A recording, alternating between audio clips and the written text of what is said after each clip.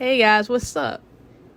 It's your girl Bree V, back again with the conspiracies.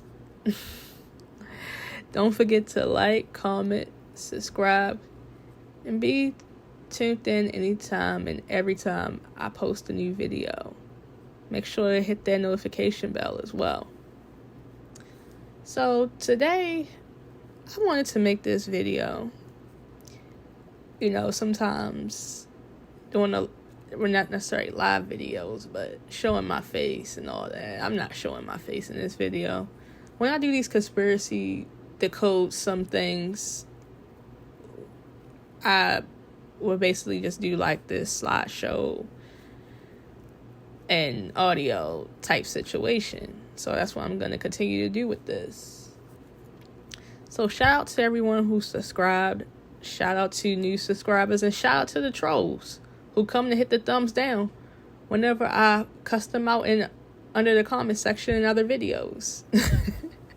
Which I do gotta stop. I do gotta stay away from that ignorant trolls and all that. But shout out to you guys for making it here. You cared to see what the hell I got going on over here. But other than that, I appreciate it.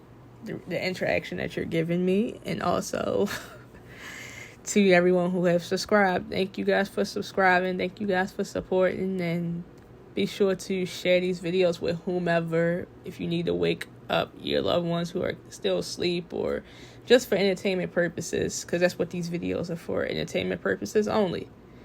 So, I'm not coming out saying this is facts, just to get that straight. This is quote-unquote conspiracy talk. But anyway, let me get into the video and tell you guys about the conspiracy that I came across. Well, I know it's not a conspiracy, but for entertainment purposes only, we gotta say it's a conspiracy. So, Anderson .Paak has got a new tattoo.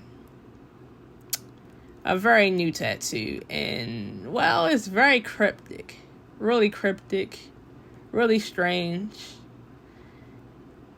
and very eye-opening. The third eye will definitely open when you read what he has to say.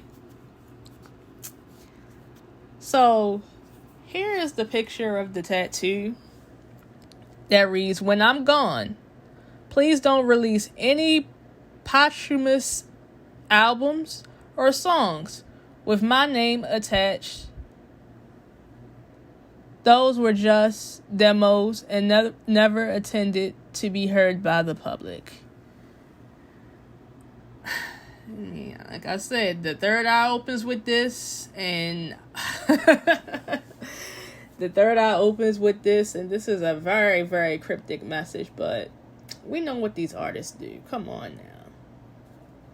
So, I came to the conclusion that, it's obvious that he sold his soul. But let me just backtrack to give you a little trajectory of Anderson .Paak's career. So, the first time that I really heard of Anderson .Paak was back in 2016 on that song with Domo Genesis. Smoke that kush, smoke that fire. I can't sing. I cannot sing.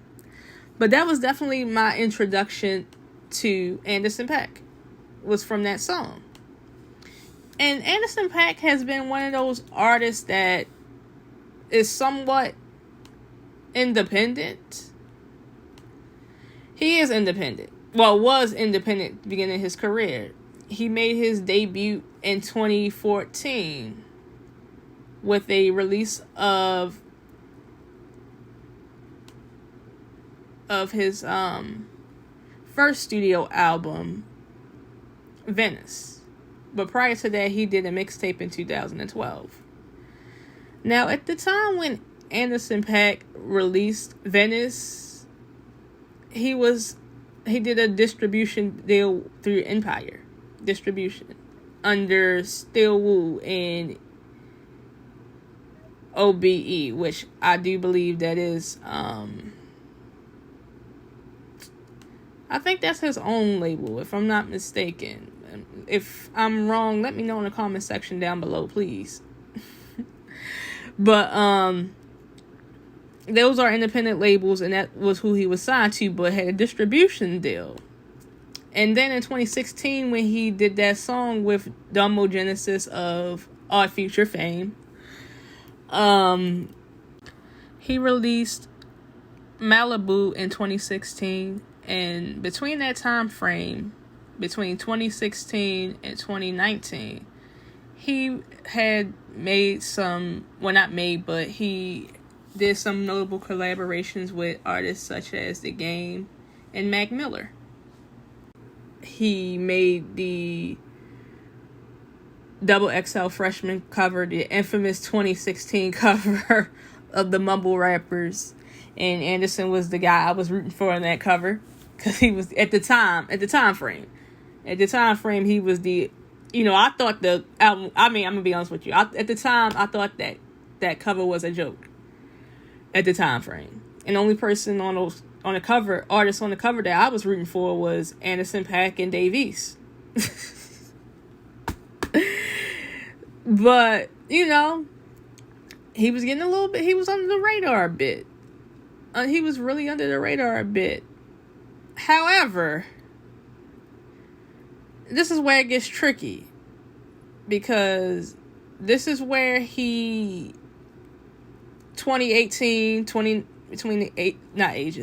of 2018, 2019, this is where it gets tricky. This is where it gets a little eyebrow raising.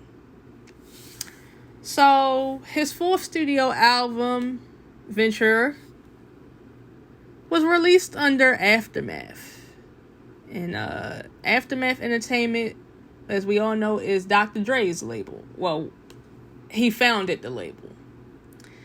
However, it is now under, the parent company for that label is Universal Music Group.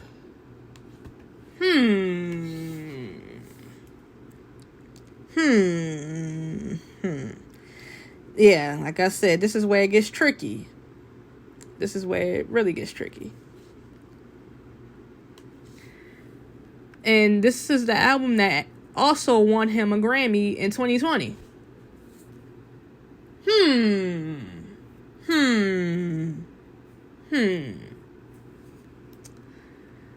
Now, as I mentioned before, he actually won 2 Grammys that night. He won Best R&B Performance for Come Here with Andre 3000.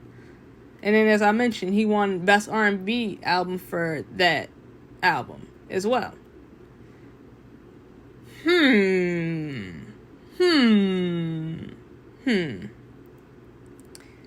Yeah, this is definitely where this is definitely where it gets tricky, guys. Definitely where it gets tricky. And, he have had some notable collaborations as well. Very notable collaborations. I know in 2019, he collaborated with Smokey Robinson. And now, 2021 is where you be like, okay, yes, I can believe this now. So, as you guys know, he is currently dominating, you can say dominating music right now with Bruno Mars. They have collaborated together as a duo. They collaborated together as Silk Sonic. When I first heard of them collaborating as a duo, I was like, this is a weird pairing. Well, not weird pairing if you really think about it, because Anderson .Paak has this old California 70s soul vibe to his music and sound. And Bruno Mars does really good when it comes to doing like nostalgia, flashback sounds.